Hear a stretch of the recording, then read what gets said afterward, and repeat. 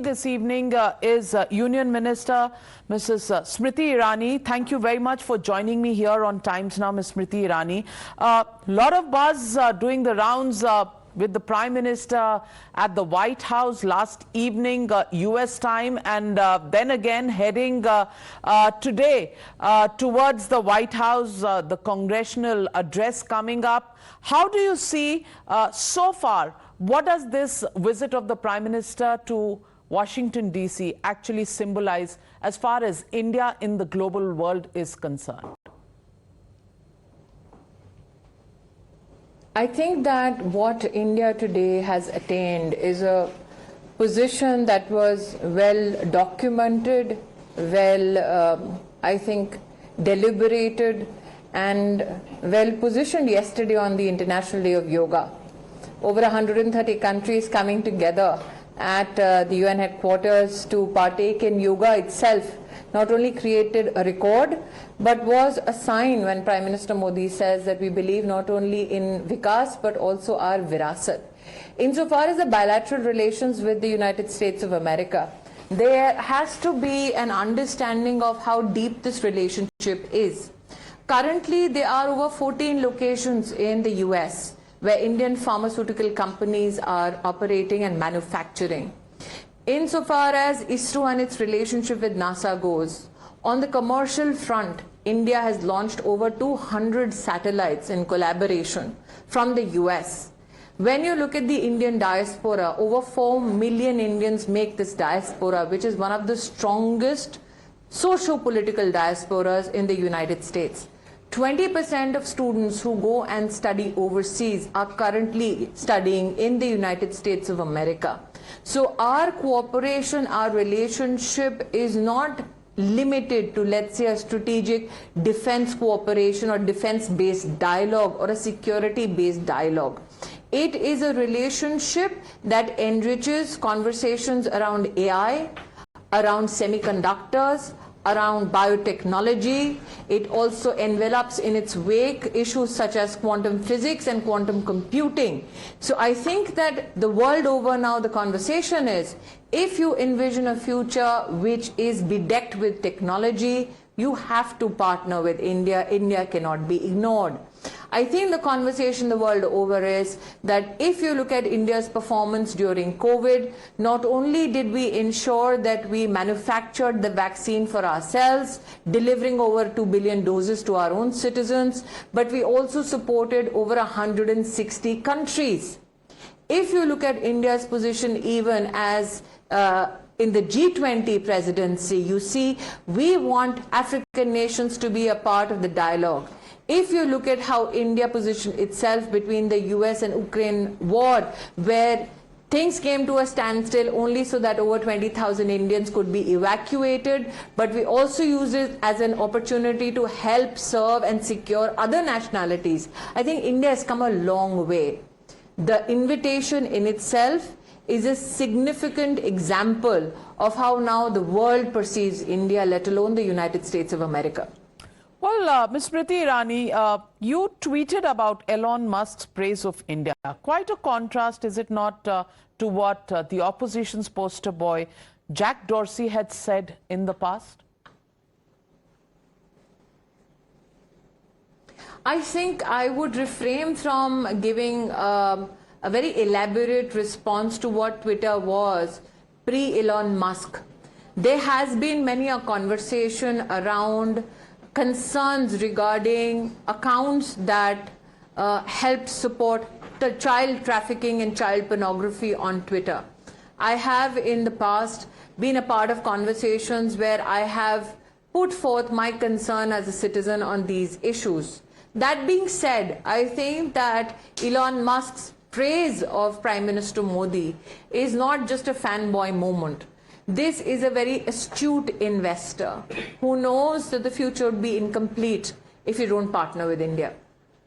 Well, let me also ask you, the opposition back home probably giving a miss to the grandeur and the importance, strategic importance of the Prime Minister's visit, is harping on why is the Prime Minister silent on Manipur, where we've been seeing violence continuing over the last 50-odd days. How would you respond to the domestic politics that is unfolding?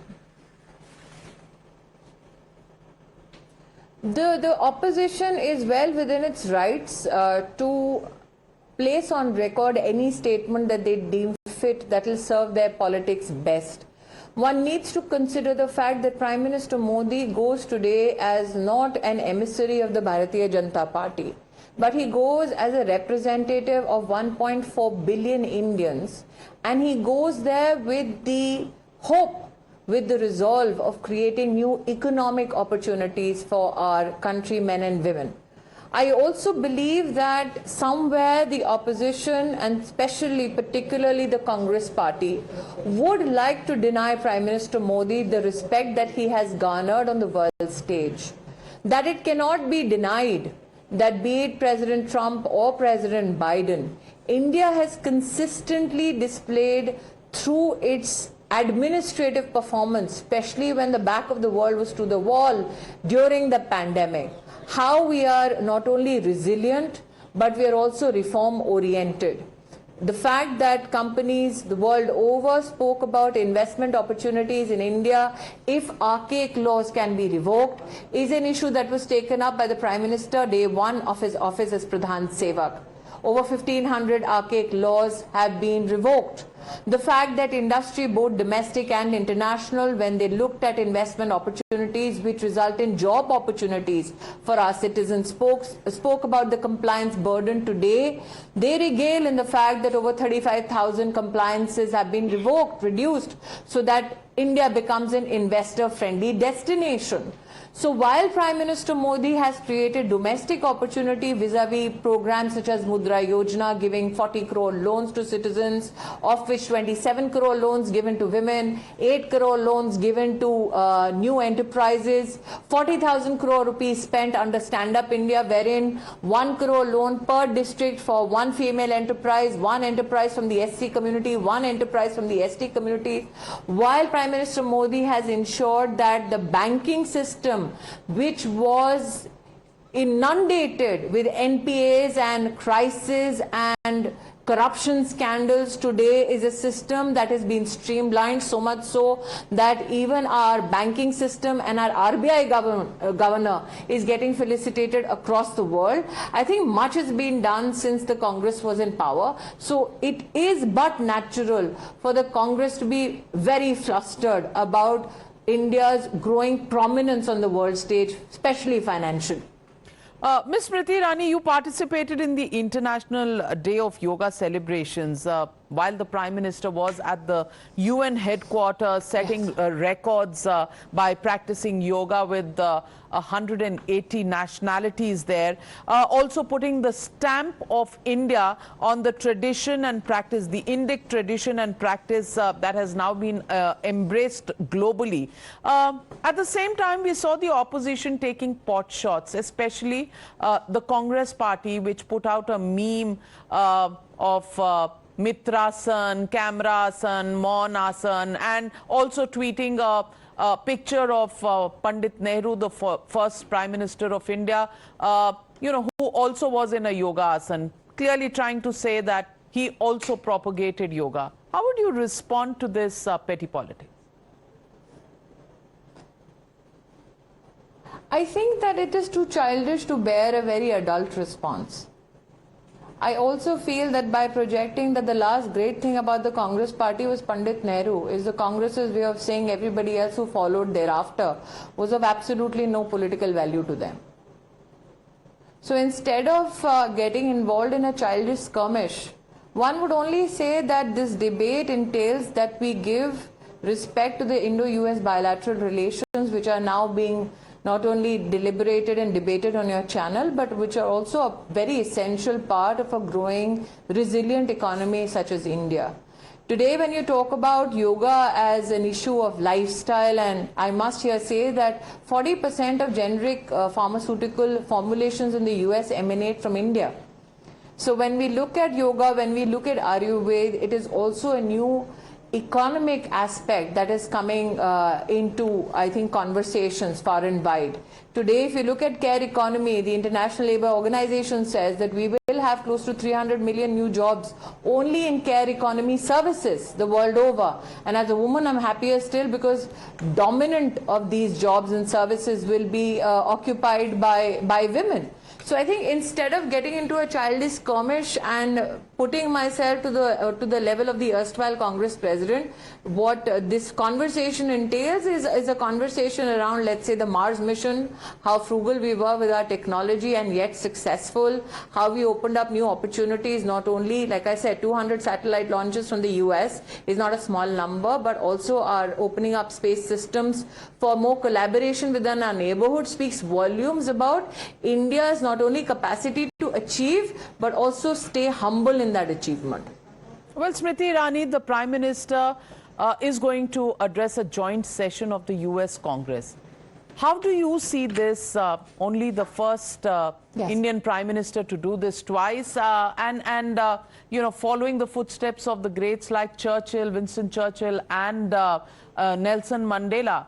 How do you see this, and what is the message that this conveys to the rest of the world? The question has to be flipped. Okay. Ma'am, the question has to be flipped. Imagine how the US sees us as a nation. That they have invited our Prime Minister to address them. That shows the Indian potential, that shows the prowess called India, and that shows how we are now a very eminent part of not only bilateral relationships, but as one of the strongest leaders in the global south. Well, Smriti Irani, let me also about ask not you. only India's potential, but also our achievement. Let me also ask you, from being a chief minister who was denied a US visa for so very long to now being the first Indian Prime Minister to address the US Congress twice over, what do you think? Can we second guess what must be going through the mind of the Prime Minister at this point? I can't second guess my own boss, but I can only say this as a Karyakarta who has seen the journey. Narendra Modi is not burdened by the slurs that he had to face from his past. I think what he is buoyant about is the prospect of his own nation and his citizens with regards to the future. He doesn't carry that burden of humiliation. He carries the hope of 1.4 billion Indians. That's what makes Modi take.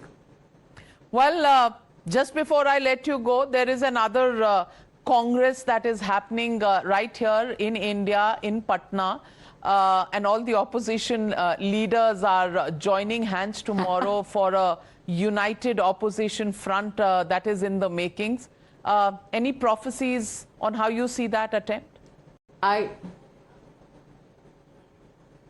Oh, you would want me to be reduced to the prophet of doom, but I will only say this.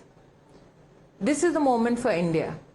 That we went from an economy which was lambasted for corruption scandals in 2013 to an economy which is not only the fifth largest, but today an economy which has declared the largest hydrogen mission in the world, an economy that has ensured that for 2.5 years, over 800 million Indians are fed at the doorstep through the Pradhan Mantri Garib Kalyan Yojana. We are an economy where we developed our own vaccines, delivered 2 billion doses technologically, and serviced the pharmacological needs of 160 countries. This is India's time. And to go further, who and what kind of a leadership do we as Indians need?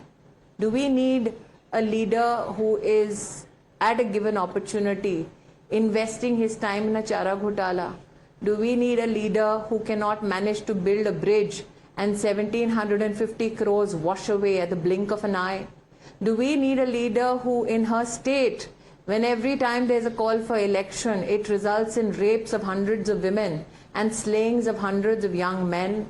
Do we look at a leader that is now known to create disruption, not only for his own party, but is disruptive enough to even run away from a constituency that he and his generations before called home.